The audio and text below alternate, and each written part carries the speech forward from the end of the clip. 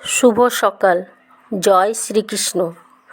বন্ধুরা, প্রতিদিন ঘুমোতে যাওয়ার আগে আর সকালে ঘুম থেকে উঠে একবার অন্তত ভগবান শ্রীকৃষ্ণের অমৃত বাণী শুনো, কারণ এই বাণী তোমার অন্তরে আলোয় ভরে তুলবে এবং জীবনের অন্ধকার পথকে আলোকিত করবে।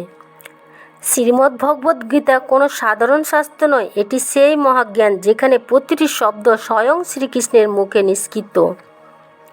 কুরুক্ষেত্রের যুদ্ধে যখন অর্জুন বিভ্রান্ত ভীত হয়ে পড়েছিল, তখন প্রভু তাকে যে জ্ঞান দিয়েছিল সেটি আজ কোটি কোটি মানুষের জীবনের পথ প্রদর্শন করে। এই গীতার মহত্ব এত বিশাল যে ব্রহ্মা বিষ্ণু মহেশ পর্যন্ত তার শেষ সীমা স্পর্শ করতে পারেনি। আমরা তো কেবল এক ফোঁটা অমৃত পান করতে পারি। বলা হয় যে ঘরে গীতার পাঠ ও শ্রবণ হয় সেই ঘরে শ্রীকৃষ্ণের আগমন ঘটে।